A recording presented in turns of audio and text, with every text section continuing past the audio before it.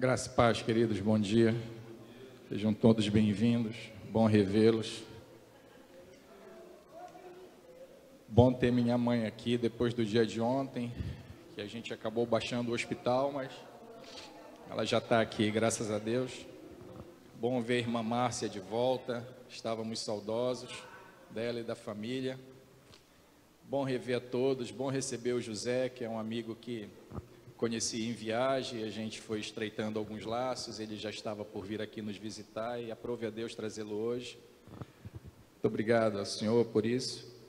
Queridos, nós vamos fechar um ciclo, fechar um tempo de meditação que foi trabalhado no texto em Mateus 7, lembrando aos irmãos que a gente vem trabalhando com isso desde Mateus no capítulo 5, é um mesmo sermão, são 2 capítulos de um mesmo ritmo de ensinamento do Senhor Jesus, e hoje a gente vai começar pelo texto de Mateus 7, que está do 24 até o 29, vamos passear um pouco pela Bíblia e depois vamos voltar a ele para a gente fechar as nossas tarefas de hoje. Mateus 7, 24 a 29. Jesus disse: quem ouve esses meus ensinamentos e vive de acordo com eles, é como um homem sábio que construiu a casa na rocha. Guarde no coração, construiu a casa na rocha. Caiu a chuva, vieram as enchentes, e o vento soprou com força contra aquela casa, porém ela não caiu, porque havia sido construída na rocha.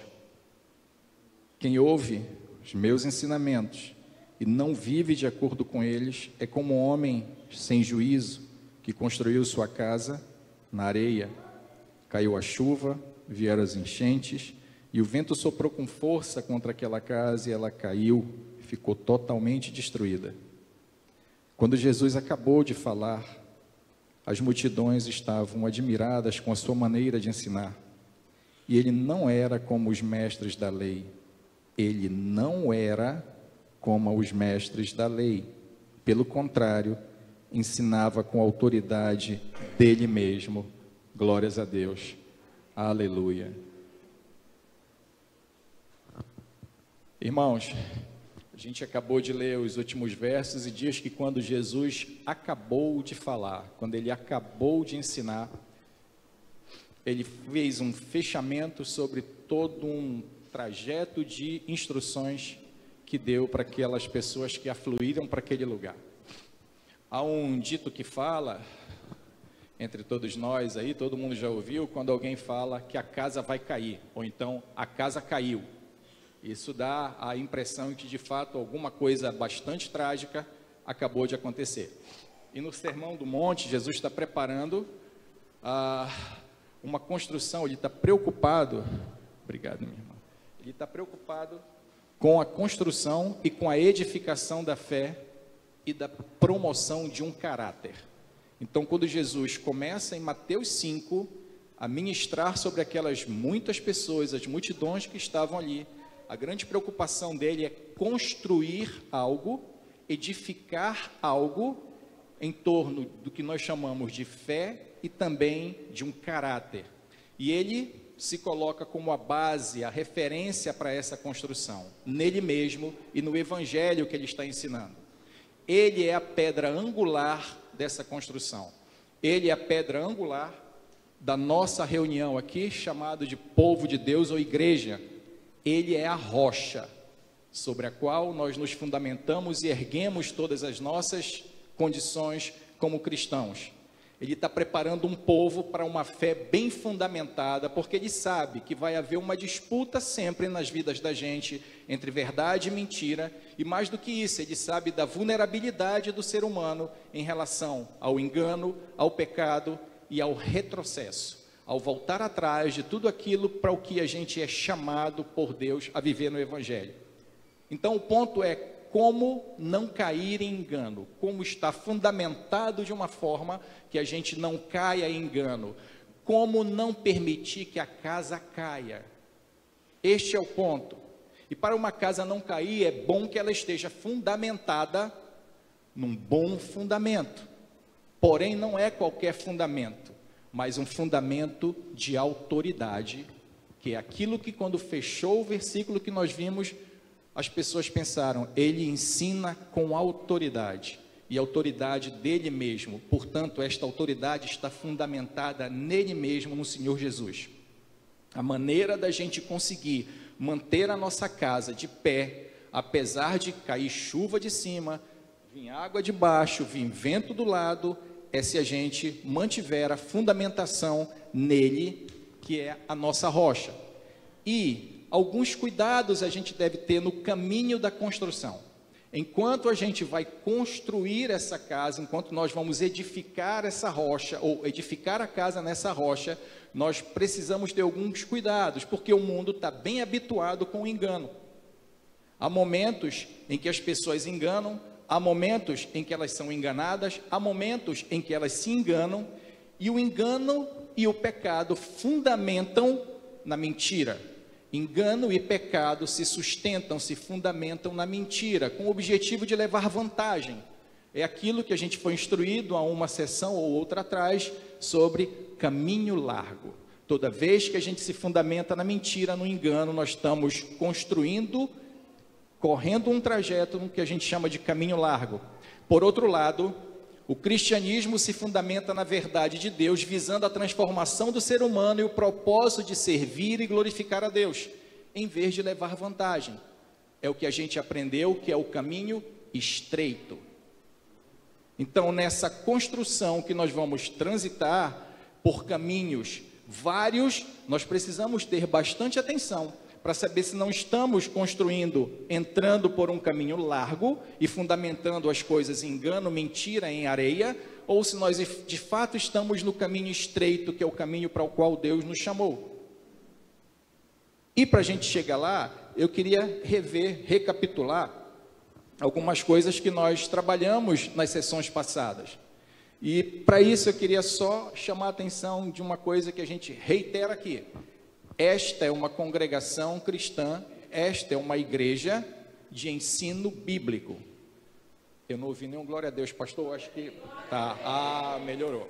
Esta é uma igreja de ensino bíblico, de fundamentação bíblica. Portanto, esta igreja, o caminho que ela segue é o caminho do Evangelho, a base na qual ela se sustenta é a palavra de Deus, que é o próprio Senhor Jesus, que aqui está transcrita, que é a Bíblia Sagrada. Portanto, glória a Deus mesmo. E no capítulo 7 de Mateus, Jesus está dando continuidade àquele sermão que ele começou lá no capítulo 5, com uma série de instruções, mostrando qual é a ótica do reino de Deus.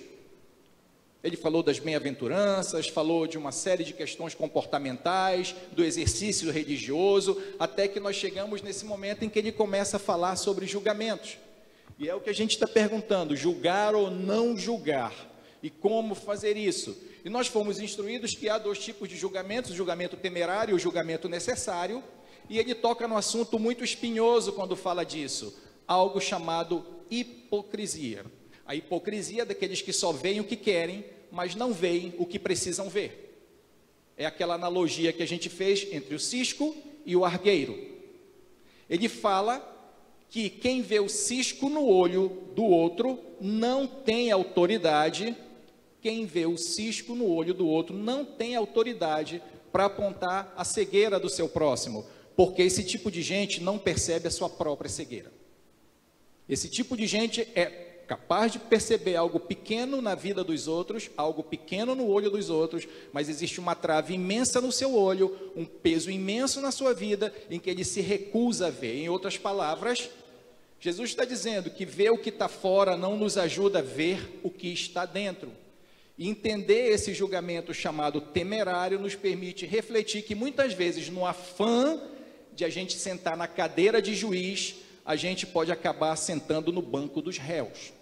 É exatamente isso que Jesus está falando. A hipocrisia nos convida a sentar no banco de julgadores, no banco de juízes, e quando a gente se dá conta, a gente se coloca no banco dos réus. Vamos ver onde é que está isso? João capítulo 8, verso 7.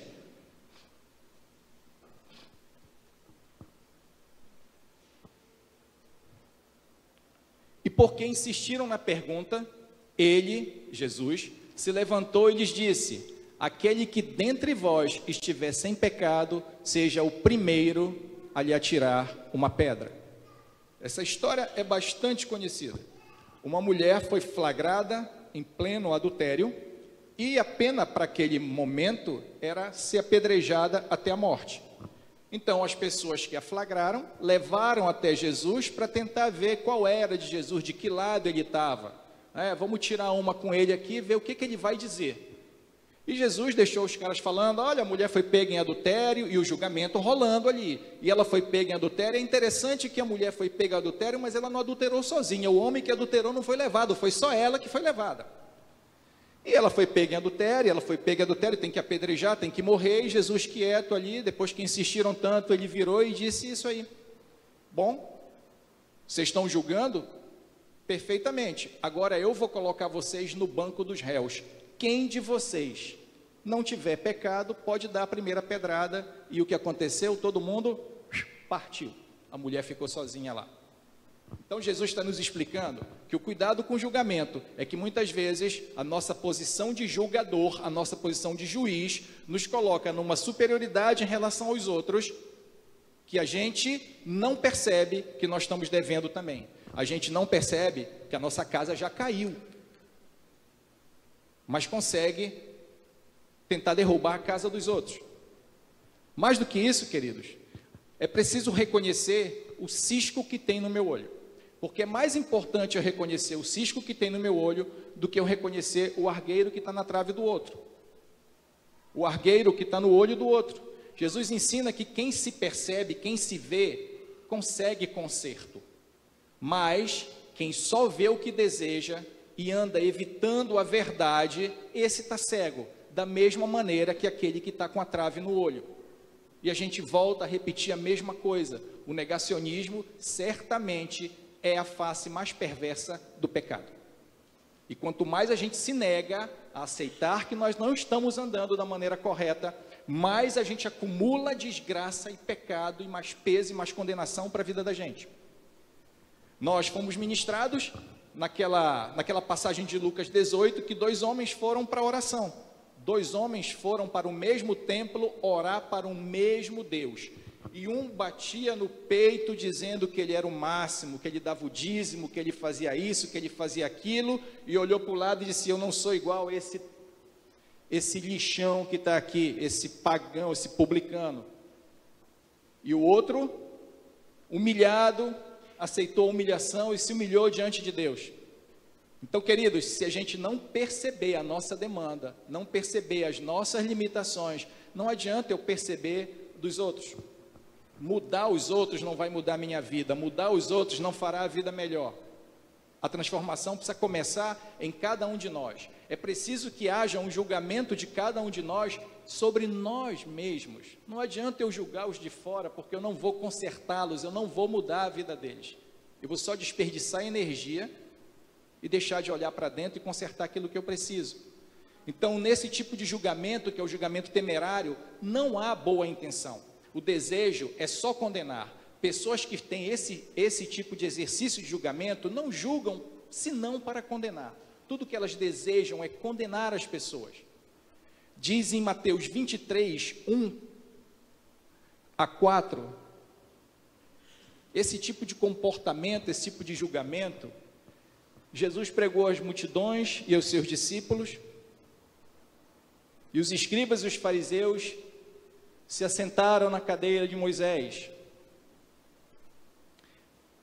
Atenção, olha que Jesus está falando para aquele povo, fazei e obedecei, portanto, tudo quanto eles vos disserem, tudo quanto eles vos ensinarem. Eles são os senhores da lei, eles estão ensinando o que está realmente escrito, fazei tudo que eles ensinarem, contudo, não façais o que eles fazem, porque eles não praticam o que ensinam. Eles atam fardos pesados e os colocam sobre os ombros dos homens, no entanto, eles próprios não se dispõem a levantar um só dedo para movê-los. É assim que age quem tem julgamento temerário. Ele aponta a mão, ele carrega o peso nas suas costas e não te ajuda a carregar nada. Ele só pesa sobre você. E embora ele tenha autoridade para ensinar, vejam o que o Senhor falou. Eles não têm autoridade para ser imitados. Ouçam o que eles dizem, porque eles estão dizendo o que está nas Escrituras, mas não façam o que eles fazem. Eles não têm autoridade. Não são fonte de vida, não são espelho para que vocês possam imitá-los. Quer dizer, queridos, que o nosso julgamento normalmente nunca é para ajudar as pessoas, mas para trazer mais peso. Querer tirar o cisco do olho do meu irmão é uma forma de julgá-lo, é uma forma de condená-lo, é uma forma de fazê-lo inferior a mim. Nada tem a ver com a bondade de Deus. Vocês lembram quando a Letícia pregou aqui sobre a bondade de Deus, sobre o olhar bondoso de como Deus julga, avalia todas as coisas? Então nós aprendemos que o julgamento temerário deve ser combatido com esse olhar de bondade. Não é a minha posição, não está na minha propriedade julgar para condenar ninguém. E a gente lembra que fomos ministrados também sobre Mateus 6, quando dizia assim: se os teus olhos forem bons, todo o teu corpo será bom. Mas se os teus olhos forem maus, significa que tem uma trave nele, você não consegue ver a trave do seu olho, mas consegue ver o cisco do irmão, condenar o irmão, trazer peso para o irmão, fazendo julgamento temerário. Bem, mas também nós temos o julgamento necessário, que é aquele que previne enganos e previne hipocrisia, porque ele nos mostra que julgar situações é mais importante do que julgar pessoas.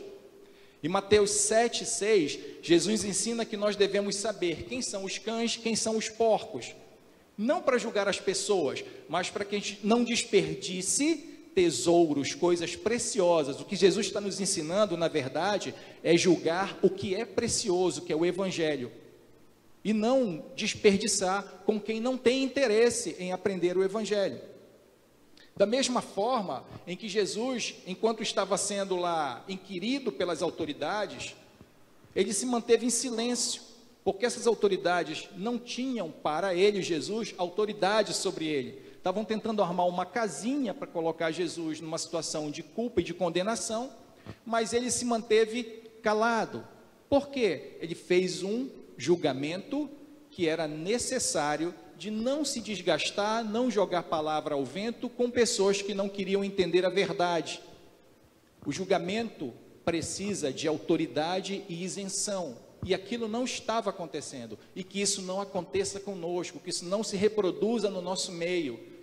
Exercício de julgamento que não tem autoridade, não tem isenção, quando as intenções são ruins, não trazem em si a bondade de Deus.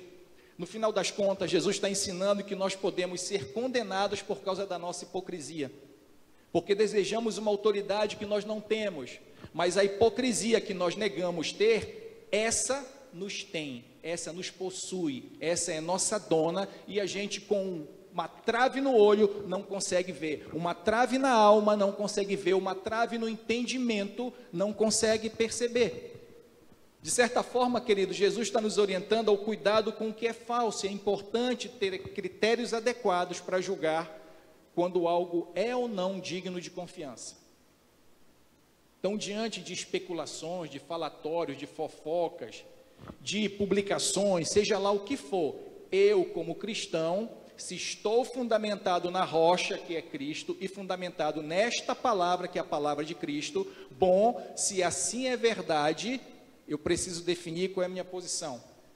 O que os outros dizem não é minha responsabilidade, mas se eu acredito no que dizem, isso é minha responsabilidade. O que os outros dizem não é minha responsabilidade, mas o que eu digo é minha responsabilidade. Por isso a Bíblia nos ensina que a palavra do crente deve ser sim, quando for sim, e não, quando for não, e diz que o que passar disso é de procedência maligna. Simples assim. O que os outros dizem não é minha responsabilidade, mas o que eu acredito, isso sim é minha responsabilidade. Então nós devemos dar crédito a quem de fato merece crédito. Eu tenho que saber que quem falou, quem é essa pessoa, de onde vem essa informação, que relevância tem e se ela tem ou não autoridade. Porque a palavra de Deus para nós é palavra de paz, é palavra de bondade, não é palavra de julgamento, é palavra de conserto. Em Jeremias 29:11, Fala que Deus não pensa enganosamente, ao contrário disso. Jeremias 29:11. Portanto, somente eu conheço os planos que determinei a vosso respeito, declara Yahvé, planos de vos fazer prosperar e não de vos causar dor e prejuízo, planos para vos dar esperança e um futuro melhor. Este é o decreto de Deus para nós. Este é o plano de Deus para nós. E queridos, nessa construção nós vamos passar por caminhos. E em Mateus 7, de 13 a 14, nós fomos instruídos também pelo pastor Felipe que existem 2 caminhos, assim como tem 2 julgamentos, o temerário e o necessário, nós temos o caminho falso e o caminho verdadeiro. O caminho falso que leva à perdição e o caminho verdadeiro que leva à salvação. Há um caminho que constrói para a perdição e há um caminho que nos constrói para a salvação. E a caminhada cristã, ela é feita exatamente dessa forma. Entendam bem, caminhada cristã, nós temos uma porta, um caminho e um alvo. A porta é estreita, o caminho é apertado e o alvo é a vida. Que vida? É Jesus, a vida de Jesus. É aí que a gente precisa entender. Haverá muita gente tentando nos tirar desse caminho, nos colocando num outro caminho do que tudo pode. Os coaches, os influencers, os falsos profetas, os falsos irmãos, mas nem eles sabem, nem eles conhecem onde vai dar esse caminho. Mas Cristo, quando apresenta o caminho apertado, Ele sabe onde vai dar na vida, porque Ele é a vida. Eu sou o caminho, a verdade e a vida, é isso que o Senhor Jesus declara. Então Ele sabe onde nós vamos. O engano está não somente naqueles que andam por caminho largo, por uma opção deliberada contra Deus. Quem são esses? São as pessoas que deliberadamente falam, olha, eu não acredito em Deus, eu não quero saber de Deus, isso não faz parte da minha vida e eu não vou tomar essa direção. Queridos, eu digo que esses são mais verdadeiros do que muitos que se enganam, que acham que estão entrando no caminho certo. O grande problema não são essas pessoas. O grande problema para nós, numa comunidade cristã, é avaliar quem são os falsos profetas que estão caminhando do nosso lado. É avaliar quem são os falsos crentes que estão caminhando dizendo que têm a mesma fé que nós. São falsos, porque eles têm muita performance, têm muita aparência, mas eles não passam da provação de Cristo. Tanto que muitos apareceram e disseram, Senhor, Senhor, e Jesus mesmo falou isso, muitos vão aparecer e dizer, Senhor, Senhor, e eu não os conheço. Eles tiveram performance, fizeram muitas coisas, têm boa aparência, têm status e respeito no meio da comunidade, da sociedade, mas Deus, Jesus, não os conhece. Isso é muito duro, querido, porque isso foi uma vida de construção em engano. Isso foi um caminhar por um caminho largo em engano. E quando chegar naquele último dia que o Senhor voltar, essas pessoas não serão reconhecidas como sendo deles, e eu não quero ser contado entre eles. Que Deus tenha misericórdia de mim, me instrua, me corrija, nem que seja, como está lá em Hebreus, na peia, para disciplinar, para que eu não seja contado como nenhum deles. Então, novamente, nós vamos a esse assunto do julgamento, porque para eu diferenciar uma nota falsa, eu preciso conhecer a verdadeira, querido. Para eu diferenciar o que é falso, eu preciso conhecer a verdade. Se eu não conhecer a verdade, tudo que é falso e que é pregado por aí com aparência de que é verdadeiro, vai me enganar, e eu serei contado entre eles. Como Jesus disse, tudo que eles disserem, ouçam, tudo que está aqui, ouçam, mas não os imitem, não os tenham como modelo, porque vocês estarão andando por um caminho de perdição. A Bíblia diz que por falta de conhecimento é que a gente perece. Oséias 4:6. Oséias 4:6 diz assim: eis que meu povo está sendo arruinado porque lhe falta conhecimento da palavra. Porque foram negligentes no ensino, eu também vos rejeitarei, a fim de que não mais sejais sacerdotes diante de mim, visto que vos esquecestes da lei, da Torá, do teu Elohim, Deus, eis que eu também ignorarei vossos filhos.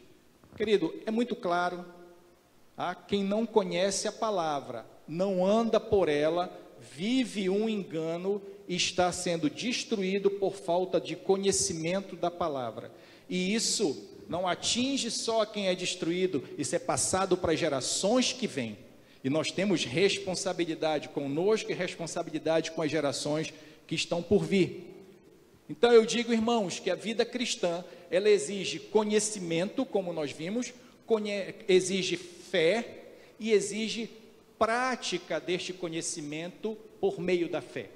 Nós precisamos ter conhecimento, fé e prática. E aí, finalmente, nós chegamos ao texto de Mateus 7, 24 e 29, que foi o que nós lemos hoje, onde a Bíblia revela um fundamento de autoridade. Jesus está encerrando aquela instrução que começou desde o capítulo 5, está encerrando o seu sermão, e aí ele diz, pode passar, Camila, para mim de novo? 7, 24, Mateus 7, 24. Assim, quem ouve os meus ensinamentos e os pratica, é como um homem sábio que constrói a sua casa na rocha. Vejam o que eu falei para os irmãos, pode deixar aí. Vejam o que eu falei para os irmãos, conhecimento, fé e prática. Então, olha o que Jesus diz aqui, quem ouve os meus ensinamentos, ou seja, quem ouve, a gente sabe que a fé vem pelo ouvir e ouvir a palavra de Deus. Então, quem ouve os meus ensinamentos e vive de acordo com eles, eu falei, conhecimento, fé e prática, então vida prática, ou seja, conhecer pelo ouvir, a fé pelo ouvir e a prática pela obediência pela fé. Quem faz assim, eu compararei com um homem sábio que constrói a sua casa na rocha. Caiu a chuva, então lá vem pancada de cima. Vieram as enchentes, lá vem pancada de baixo. O vento soprou, lá vem pancada de frente, por lado, por trás. Com tudo contra aquela casa, a casa não caiu. Ela não caiu porque está construída na rocha eterna, na rocha que é Jesus. Percebam, queridos, que o construtor, ele não criou o fundamento, porque a rocha já é eterna, ela já existia e vai existir eternamente, ele não criou, mas o construtor tomou a decisão no que diz respeito em que fundamento ele iria edificar. 1 Coríntios 3:10. Segundo a graça de Deus que me foi dada, eu, como prudente construtor, lancei o alicerce e outro está edificando sobre ele. Entretanto, reflita bem cada um como constrói. Então, já existe um fundamento e ele não pode ser mudado. Agora, eu como prudente construtor, eu escolhi onde eu quero fundamentar a minha vida, ou seja, a minha casa, eu como templo, eu como morada do Espírito Santo, onde eu quero fundamentar tudo isso. E por que Jesus está tratando desse assunto também, queridos? Porque, por um lado, nós edificaremos sobre a rocha, mas, por outro lado, nós somos a geração que vai ensinar sobre esse fundamento para as gerações que vêm. Isso chama-se legado, e nós conversamos sobre isso na sexta-feira. Então, a minha vida edificada na rocha é uma prática da minha fé e do conhecimento que essa fé é instruída para mim pela palavra de Deus, mas não só isso, não está só sobre a minha vida, e aquilo que chega até mim não pode ficar represado, eu vou ter que repassar para as próximas gerações, eu vou ter que deixar um legado, e se nós não tivermos vida nesse fundamento, nós não teremos autoridade para passar para frente e fundamentar os que vêm, nós não cumpriremos o papel de comissionamento, o chamado que nós recebemos, porque legado, ele impõe autoridade, e nós todos sabemos que essa igreja aqui é uma igreja que prepara o caminho. Essa igreja aqui é uma igreja que prepara o caminho para aqueles que estão chegando. Portanto, nós temos que ter esse tipo de entendimento. E ele continua no verso 26 e diz: quem ouve esses meus ensinamentos e não vive de acordo com eles, é como um homem sem juízo, um homem imprudente que constrói a casa na areia. Caiu a chuva, vieram as enchentes, o vento soprou com força sobre aquela casa e ela caiu e ficou totalmente destruída. Significa, queridos, que a casa vai ser agredida de qualquer maneira. Todas as casas serão submetidas à força do vento, da chuva, das enchentes, todas, de cristãos e não cristãos, de quem tem fé e de quem não tem fé. O que vai diferenciar é quando passar a tempestade, qual foi a casa que ficou de pé e qual foi a casa que teve ruína e está ao chão. E Jesus disse que não reconhecia a autoridade daqueles que chamavam de Senhor, Senhor, porque a edificação daquelas pessoas não estava no Evangelho, não estava na verdade de Deus. Era um desperdício de tempo, um desperdício de recurso, fazer tudo o que eles faziam, porque não eram conhecidos de Deus. E a pergunta, você construiria em qualquer terreno, de qualquer forma, você passaria por qualquer porta para fazer isso? Você já tem a direção, eis aqui a direção, eis aqui como seguir o caminho, eis o manual de funcionamento para a igreja do Senhor Jesus. Basta dar atenção a ela, para não vivermos como aconteceu com a geração de Oséias. Esse povo sofre, perece, é arruinado por falta de conhecimento. Mas nós temos agora acesso ao conhecimento. Precisa não endurecer o coração e não endurecer a cabeça, para que esse conhecimento vire ação prática na vida da gente. No verso 28 diz, quando Jesus acabou de falar, as multidões estavam admiradas, tão direitinho, né? Tão bonitinho.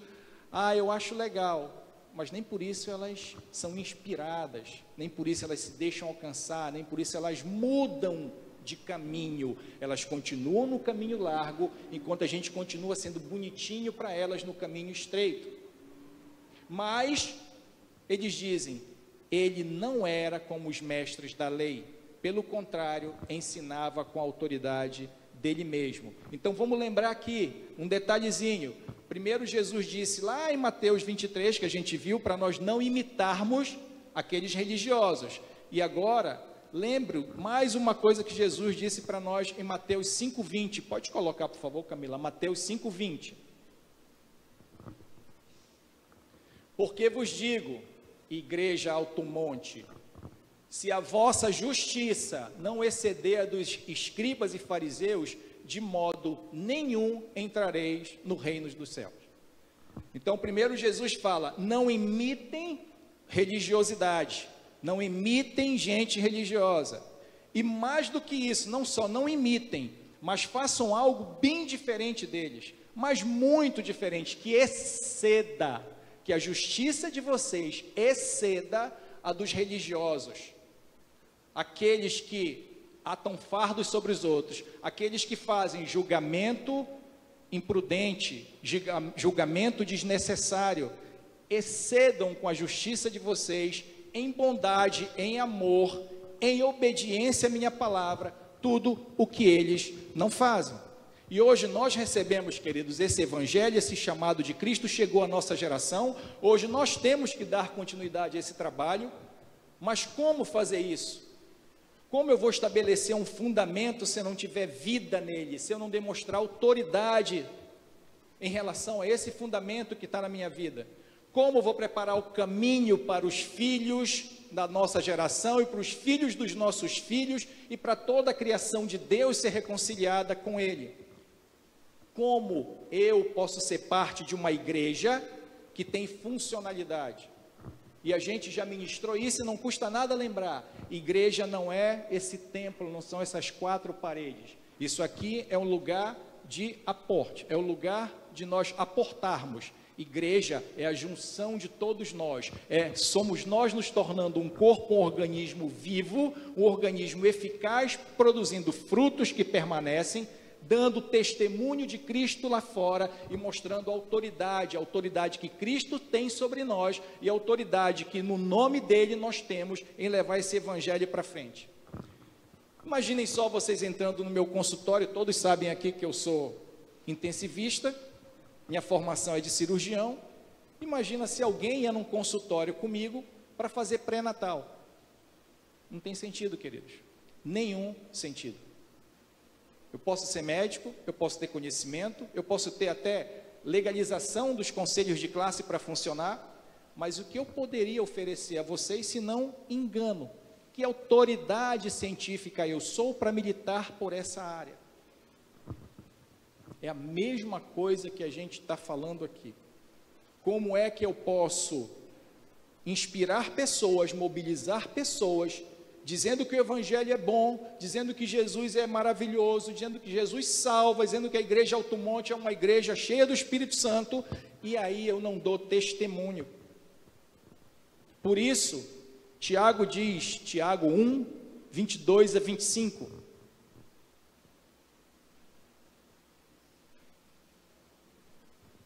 Tiago 1, 22 a 25.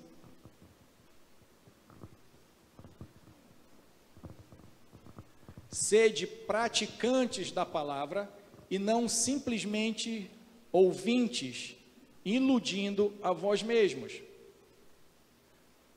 Porque se alguém é ouvinte da palavra e não praticante, é semelhante a um homem que contempla o próprio rosto no espelho. E depois de admirar a si mesmo, sai e logo se esquece da sua aparência. Porém, a pessoa que observa atentamente a lei perfeita, a lei da liberdade, e nela persevera, não sendo ouvinte negligente, mas praticante zeloso, será muito bem sucedido em tudo o que fizer. Então, querido, o remédio está aí, a mensagem está aí. Só ouvir a palavra, só ser frequentador de igreja, só fazer da igreja um clube social de encontro aos domingos, viver de domingueira, e não tiver um culto todos os dias, uma entrega todos os dias, se fundamentar todos os dias na rocha eterna, e construindo nisso autoridade, nós não vamos conseguir levar o evangelho para frente. Quem ouve e pratica é quem vive de acordo. Quem é ouvinte e simplesmente não pratica, não tem autoridade, não tem que levar, não tem como levar para frente. E nós hoje precisamos fundamentar a autoridade. É aqui que eu vou começar a minha pregação de hoje, mas não vai demorar muito. Tá? Então, vamos lá. Fundamentos da autoridade. Nós não podemos cumprir o nosso compromisso ou o nosso comissionamento, chamado que Deus nos fez, sem autoridade. E autoridade não é algo que vem de qualquer jeito. Nós, da Igreja Alto Monte, não viemos ao mundo a passeio.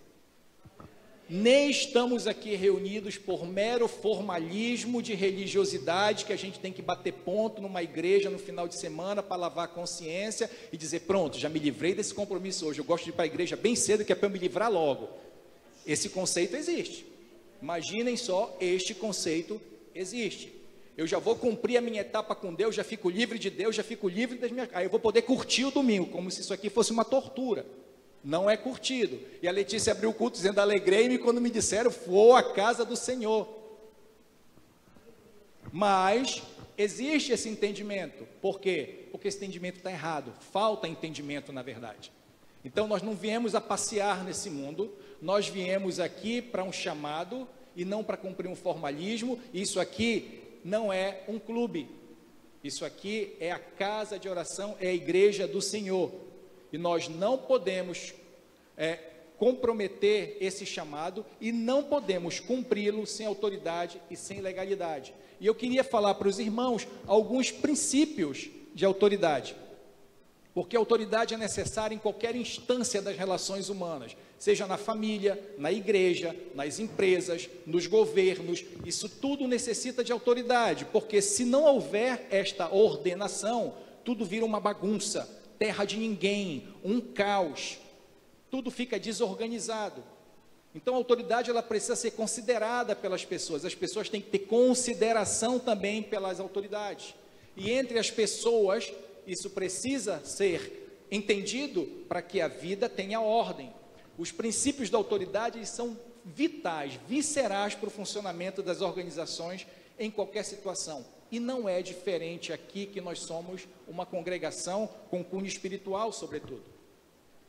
A palavra autoridade, ela vem do grego exousia, que quer dizer, que é da ideia de alguém que está autorizado para agir, tem liberdade, legalidade para agir em alguma coisa.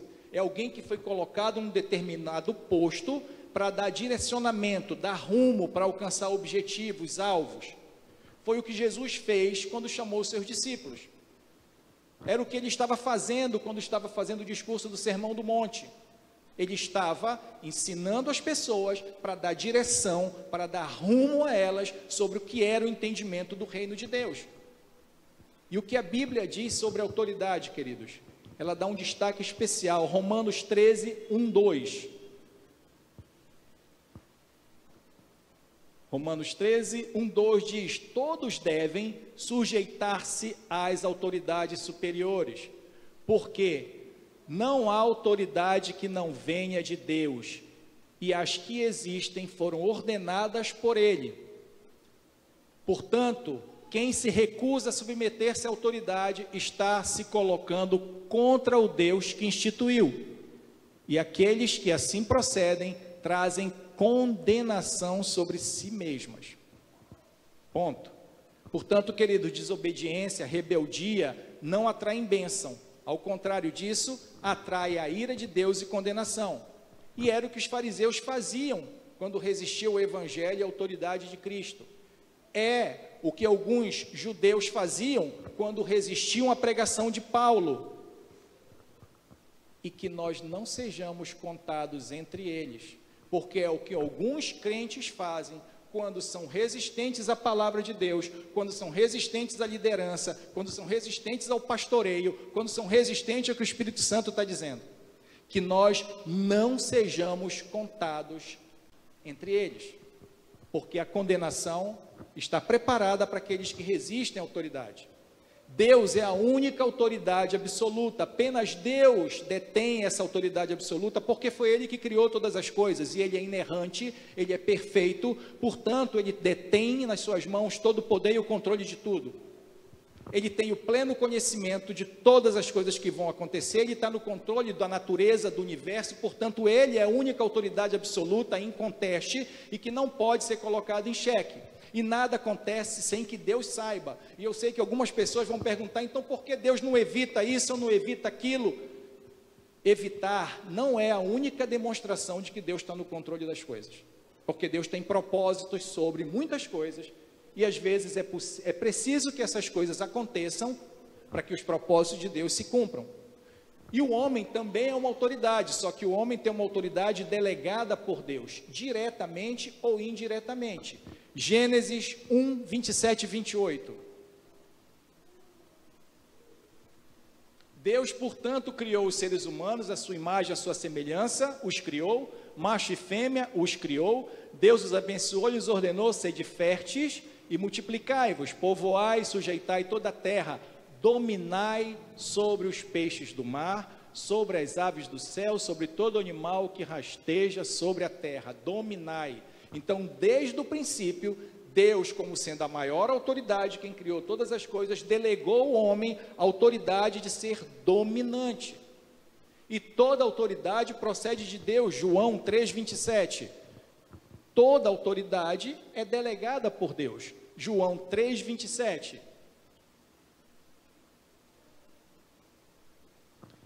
Ao que João esclareceu, um homem não pode receber coisa alguma, a não ser que lhe tenha sido dada do céu. Então não há nenhuma autoridade que não tenha sido permitida por Deus, com algum propósito. Portanto, o homem é uma autoridade delegada, e isso eu queria fundamentar conosco. Os governos têm uma autoridade delegada por uma autoridade maior do que eles, que seria o povo, e que a gente sabe que é um engano, porque na verdade o povo é o que menos importa nessa hora, mas no rigor do que é democracia, é o povo quem vota e autoriza para que o governo se constitua e ali esteja. De igual forma, eu pensei no meu irmão Marcos. Meu irmão Marcos tem uma carreira de militar, o meu irmão Maicon tem uma carreira de militar, e eles vão tendo autoridade à medida que autoridades que estão acima vão delegando a eles autoridade, e eles vão tendo autoridade sobre outros, e assim funciona. E a mesma coisa, queridos, a gente tem que entender que Deus não só constitui, como Ele destitui autoridades. Isso está nas mãos de Deus. Os irmãos vão entender onde eu quero chegar. Porque nós estamos falando sobre fundamentar autoridade, nós estamos falando sobre uma igreja que nós estamos construindo para ter autoridade de ir pregar o Evangelho e de amparar pessoas para que elas cheguem ao Evangelho. Essa autoridade, todas elas são dadas por Deus, então Deus constitui e também destitui autoridade. 1 Samuel 15:1.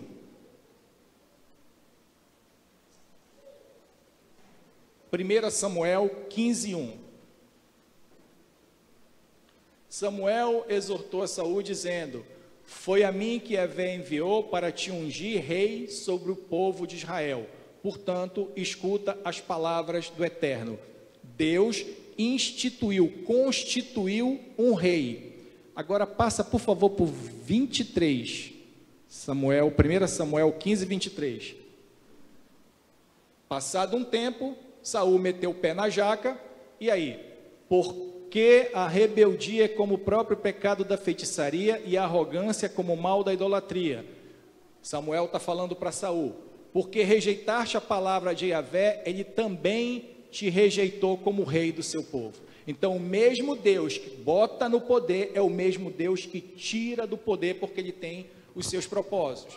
Mesmo delegando poder, Deus continua como autoridade absoluta, porque só ele está no controle da história humana. Ele é o alfa e ômega, ele é o começo e o fim, e ele controla todas as coisas. E mesmo recebendo poder delegado por Deus, o homem permanece sob rígida vigilância do Altíssimo e prestará contas por tudo que lhe foi entregue, como está escrito em Lucas 12, 47 e 48, a que muito é dado, muito será cobrado. Isso nos remete ao entendimento de que a autoridade, queridos, pressupõe legalidade, porque o mesmo Deus que me chamou, comissionou, instituiu pessoas para frente de trabalho, o mesmo Deus vai exigir de mim prestação de contas, e isso é uma obrigação inerente a qualquer autoridade. Moisés prestava conta com o Senhor, Abraão prestava conta com o Senhor, os juízes prestavam contas com o Senhor, o próprio Jesus Cristo fazia isso com o Pai, e não pode ser diferente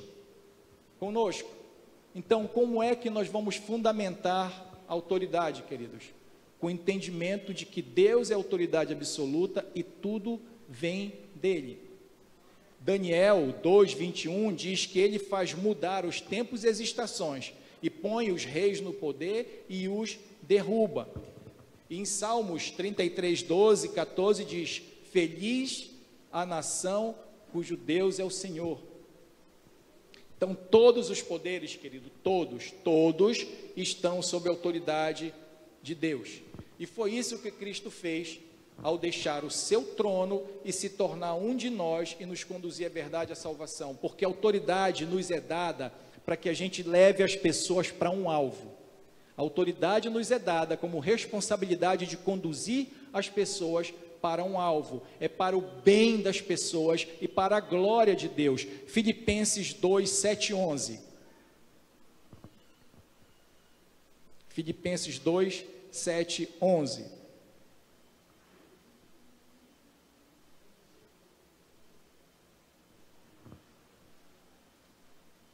Libera, Camila. Filipenses 2, 7 e 11. Foi? Mas, pelo contrário, Paulo falando sobre Jesus, ele esvaziou-se a si mesmo, assumindo plenamente a forma de servo e tornando-se semelhante aos seres humanos. Assim, na forma de homem, humilhou-se a si mesmo, entregando-se à obediência até a morte e morte de cruz. Por isso, Deus também exaltou sobremaneira a mais elevada posição e lhe deu o nome que está acima de qualquer outro nome, para que o nome de Jesus se dobre todo o joelho dos que estão nos céus, na terra e debaixo da terra.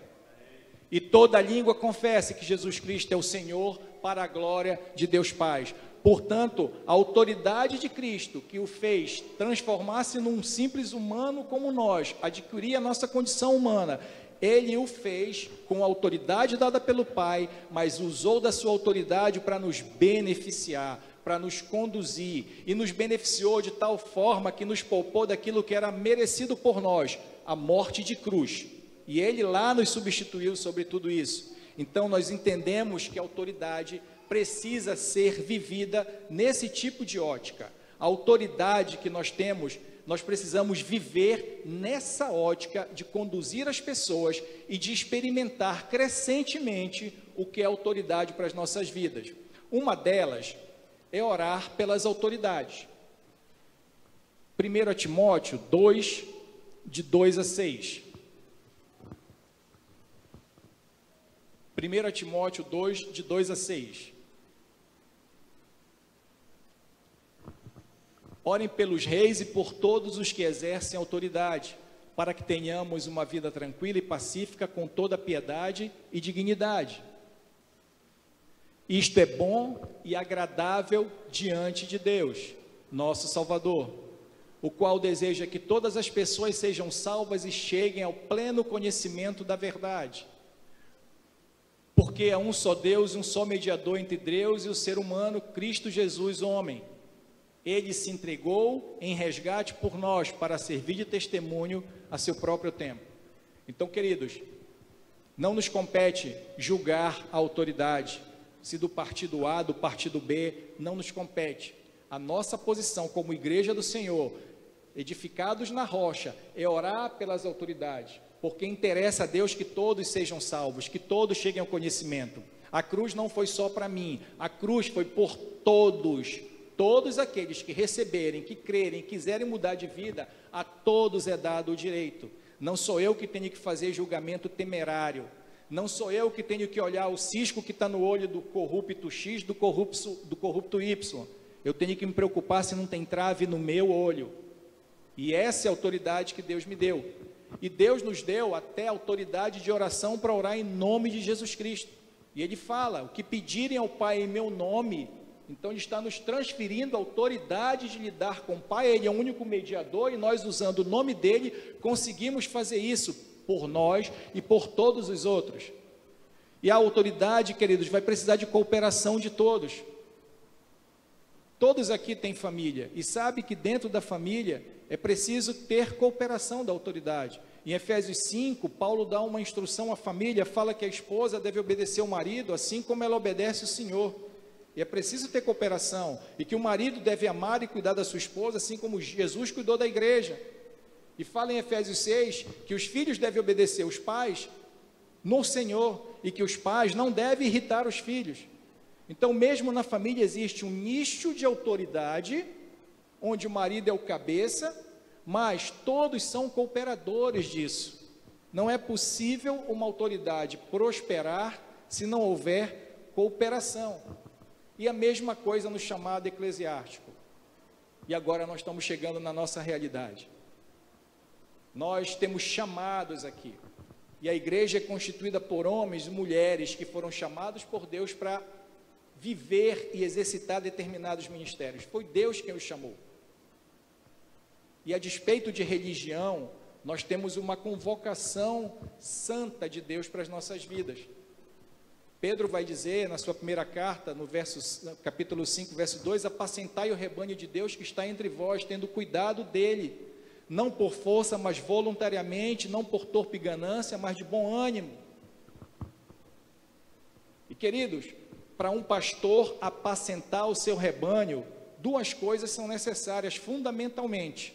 Para a autoridade do pastor vingar e poder apacentar o rebanho, duas coisas são fundamentais. A primeira é que o pastor aprenda a ser pastor. E o segundo é que as ovelhas aprendam a ser ovelhas. Às vezes a coisa não dá certo, porque o pastor, ele ainda não atingiu a suficiência do entendimento de como pastorear as ovelhas. Mas às vezes a coisa não dá certo, porque as ovelhas querem tomar a vara do pastor e dar no pastor e fazer a coisa andar como elas desejam. Então o chamado para nós hoje, queridos, sobre autoridade fundamentada, é que Jesus disse, eu sou o bom pastor e eu dou a minha vida pelas ovelhas. O bom pastor dá a vida pelas suas ovelhas. O aprendizado de ser pastor é dar a vida pelas suas ovelhas, é dar a vida pelo reino de Deus. E esse é um ministério que é um fardo pesado para muitas pessoas. E eles, os pastores, não conseguirão se as ovelhas não os ajudarem. Então, assim como o pastor tem que dedicar sua vida pelas ovelhas, as ovelhas também têm que aprender a ser ovelhas para ajudar a sustentar esse ministério do pastor. Porque a autoridade, queridos, elas precisam dirigir e orientar pessoas. E a gente tem que se submeter a esse direcionamento, a essa orientação. A autoridade precisa proteger pessoas, assim como o pastor protege as suas ovelhas e vai arrancar da boca do lobo se for preciso. Mas a autoridade do pastor, assim como as ovelhas, todos terão que prestar contas diante de Deus. Então, quem tem autoridade tem obrigação de assegurar o bem-estar de todos. Tem que estar a serviço de uma coletividade, porque isso é algo maior do que eu ou do que o meu título de pastor ou de líder, seja lá o que for. Mas eu, como liderado, eu como submisso a uma autoridade, eu também tenho que me dar ao máximo para que essa autoridade tenha fundamentação e juntos, como igreja do Senhor, nós consigamos avançar. Nós temos esse desafio, querido. Hoje nós somos desafiados a nos submeter à autoridade, porque muita gente quer autoridade, mas poucos querem se submeter a ela. Nós precisamos aceitar a responsabilidade, porque muitos querem ter autoridade, mas nem todos querem prestar contas sobre ela. E esse é um desafio para nós. E a autoridade, ela nos desafia a fé e a obediência. E eu vou para o último verso de hoje, Mateus 8, de 5 a 13. O desafio de que pela fé se submeter à autoridade. Entrando Jesus em Cafarnaum, dirigiu-se a um centurião suplicando: Jesus, ou Senhor, meu servo está em casa, paralítico e sofrendo terrível tormento. Então Jesus lhe disse: eu irei curá-lo. Ao que respondeu o centurião: Senhor, não sou digno de receber-te sob o meu teto, mas dize apenas uma palavra e meu servo será curado. Porque eu também sou homem debaixo de autoridade, tenho soldados às minhas ordens. Digo a um, vai, ele vai. Digo a outro, vem, ele vem. Ordeno ao meu servo, faz isso, e ele faz. Ao ouvir isso, Jesus maravilhou-se e disse aos que seguiam: com toda certeza vos afirmo que ninguém, mesmo em Israel, encontrei alguém com tão grande fé. Digo-vos que muitos virão do Oriente e do Ocidente e tomarão lugares à mesa com Abraão, Isaque e Jacó no reino dos céus. Entretanto, os herdeiros do reino serão lançados para fora, nas trevas, onde haverá choro e ranger de dentes. Então disse Jesus ao centurião: vai-te, e de maneira como creste, assim te sucederá. E naquela mesma hora o servo foi curado, graças a Deus. Então, queridos, diante da autoridade de um carpinteiro judeu, um comandante romano conseguiu identificar a autoridade daquele simples homem que se vestia na simplicidade de um judeu que não era abastado, que não era socialmente elevado. Um homem que comandava 100 outros homens e sabia que ele tinha autoridade de dizer vai, vai, vem e vem. Assim como o Marcos faz, assim como faz o Maicon, tem pessoas que estão comandadas por eles. Mas aquele homem, ao olhar Jesus, se rendeu à autoridade dele e num ato de fé, se colocou como um pedinte de misericórdia. E tinha tanta fé que ele sabia que não precisava Deus, não precisava Jesus estar lá, mas uma palavra seria suficiente. E essa palavra é porque tinha autoridade, queridos. Havia autoridade. Eu vou terminar, meus irmãos, mas eu vou rapidamente contar uma história. Certa vez um homem disse: eu não tenho fé, eu não tenho religião, eu não consigo acreditar. E aí, conhecendo o filho dele, me contou a história. Foi um menino nascido numa família pobre, uma família humilde, e que quando bem pequeno, ainda de colo, adoeceu e adoeceu gravemente. Adoeceu quase para morrer. Aqui se chama na medicina, algumas pessoas falam, ele estava desenganado e ele iria morrer. Em desespero, o pai comprou uma arma. E ele disse: bom, então se o meu filho vai morrer eu, minha mulher e ele, morreremos todos. E aí pelo saguão da casa, um dos vizinhos, vendo aquela loucura, pulou e desarmou, conseguiu desarmá-lo. O tempo passou, esse filho vingou pela graça de Deus, porque desde lá Deus já tinha um propósito na vida dele.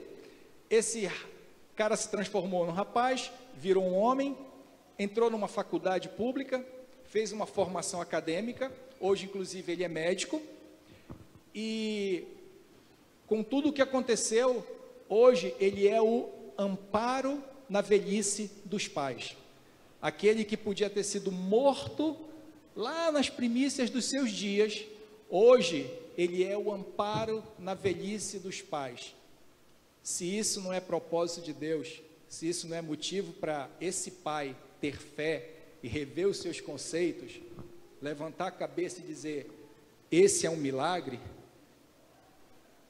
eu não sei o que mais pode ser fé, mas eu espero que essa palavra chegue ao coração do pai desse filho, assim como chegou esse filho.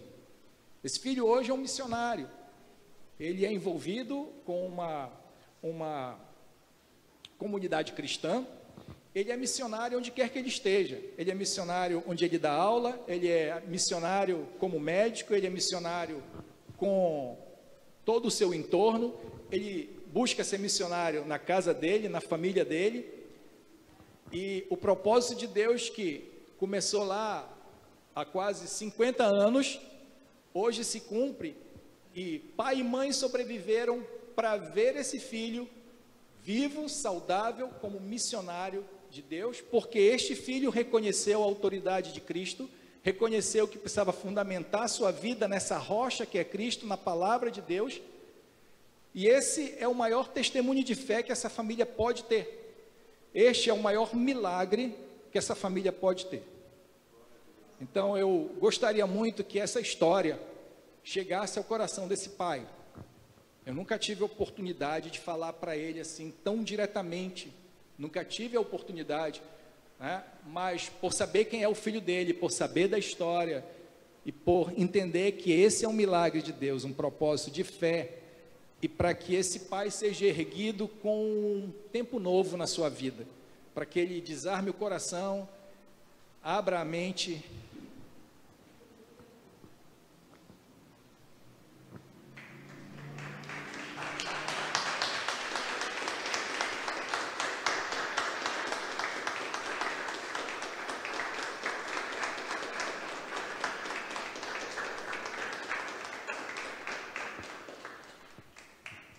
Glória a Deus. Glória a Deus. Estenda essa mão para cá. Pai, nós reconhecemos a soberania do Senhor e não há nada que o Senhor não possa fazer. Que o que o Senhor está fazendo hoje aqui possa ser algo único, pessoal, particular. Possa ser algo que as palavras talvez não consigam expressar, mas o Senhor sabe o que passa pelo coração. O Senhor sabe o que passa pelos pensamentos, o Senhor sabe as palavras que são retratadas pelas lágrimas. Obrigado, Pai, por esta manhã e pelo que o Senhor está nos proporcionando aqui. Que o que foi esperado durante tanto tempo e que hoje se realiza com o coração do Pai se convertendo ao Filho, do Filho ao Pai e de ambos se colocando diante do Senhor. Que essa experiência possa ser de cura, possa ser de restauração e possa ser de liberação no mundo espiritual de tudo aquilo que o Senhor tem reservado para esta casa e para esta família. Nós nos alegramos, Pai, em nome de Jesus. Amém.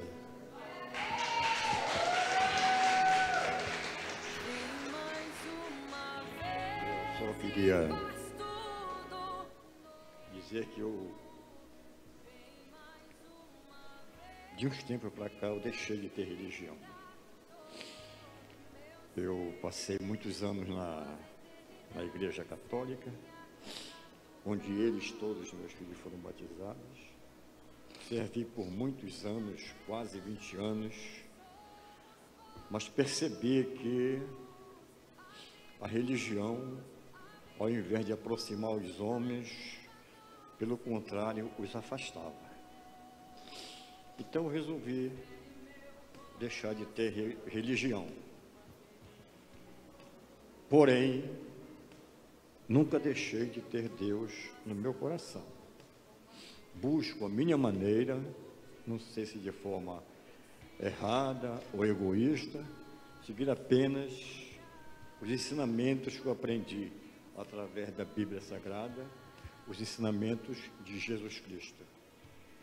Eu acho que é muito difícil, é muito fácil alguém bater no peito e dizer que tem religião, que é religioso, entretanto, não tem coragem de cumprimentar o assessorista, cumprimentar o porteiro do seu prédio, dar bom dia, desejar bom retorno para sua casa para aquela pessoa que lhe serve como empregada doméstica, não ter compaixão, não ter piedade, não ter empatia com seus colegas de trabalho, com seus subordinados. Eu busco incessantemente fazer isto. Agradeço dia e noite por todos os meus filhos. Não posso dizer que tenho preferência por um ou por outro, mas inegavelmente seria injusto da minha parte, isso eu já falei para os meus próprios filhos, eu não ter um reconhecimento de uma forma bem mais explícita ao neto, que vocês chamam de Adenar, que é o nome dele, porque, de fato, foi aquele que me ajudou no momento mais difícil da minha vida. Eu sou um ex-alcoólatra, havia prometido milhares de vezes que ia largar e nunca largava. De uma hora para outra eu resolvi que havia de largar. E ele, já na condição de médico, foi quem também me ajudou para que me desintoxicasse. Todos os dias ele me aplicava remédio para que eu largasse, para que o álcool saísse do meu sangue. Então isso devo eternamente a ele, devo a minha mulher, devo também aos outros filhos. Agradeço profundamente a um cidadão que entrou na minha vida também, na vida da minha família, e que por mais de 12 anos frequentou minha casa todas as quintas-feiras, chovesse ou não. Ele estava lá, hoje ele não está mais em Belém, ele e a mulher dele iam para lá para minha casa, e eu devo muito a ele. Eu acho que foi também a pessoa que conduziu o neto para este caminho que ele segue agora, e que você conhece muito bem, que é o pastor César e a irmã Beth. Então, muito obrigado, um beijo no teu coração. Glória a Deus. Vamos ficar de frente aqui, fica aqui do lado dele. E testemunhando a respeito do que a gente viu agora com essa família, a irmã Miriam passou ontem à noite no hospital, não foi, dona Miriam? Com dor, não foi? E mesmo assim, hoje de manhã a senhora está aqui. Que esse coração e que essa inclinação para a voz de Deus possa servir de inspiração a todos nós. E eu queria que a gente se colocasse em pé para orar agora. Orar pela nossa casa, orar pela nossa família, orar por esses laços, orar pelo que o Senhor tem como fundamento para a nossa casa. Amém? Talvez você precise nesse momento até apresentar a sua família, a sua casa. Faça isso agora. Pai, nós te adoramos e te agradecemos. Obrigado, Senhor Deus, porque de fato é o Senhor que tem pensamentos ao nosso respeito. Pensamentos para nos dar um fim proveitoso que muitas vezes nós não conseguimos saber, entender, ver ou ter perspectiva. Obrigado por nos ensinar a olhar para Ti. Obrigado por nos ensinar a descansar em Ti. E obrigado porque sempre a resposta certa vem de Ti. Que o Senhor possa, Pai, colher as lágrimas das pessoas que derramam nesta manhã em oração diante dos Teus pés. Que o Senhor possa, Pai, confortar e trazer paz aos corações que nesta manhã choram ou até mesmo sangram diante de Ti. Que o Senhor possa sustentar os pés, que o Senhor possa renovar as forças e que o Senhor possa fazer aquilo que o homem é incapaz de fazer e que a medicina é incapaz de fazer, mas o Senhor é capaz de fazer. Que o Senhor possa, Pai, ir o mais profundo da nossa alma nesse momento. Que o Senhor possa ir no mais profundo dos nossos sentimentos. Que o Senhor possa ir no mais profundo do nosso ser, Pai. e colocar em ordem aquilo que está em desordem. Nos perdoe por dar brechas para que a desordem entrasse na nossa vida. Nos perdoa, Senhor Deus, de todo o pecado que ofende o teu caráter, que ofende a quem o Senhor é. E até que o Senhor volte, nós queremos apresentar a nossa vida como uma oferta de sacrifício puro, santo e agradável a Ti, como um culto racional. É a nossa oração nessa manhã, te louvando e te agradecendo por tudo, e fazendo isso em nome de Jesus e para a glória de Jesus. Amém e amém. Dê graças a Deus, aplauda o Senhor.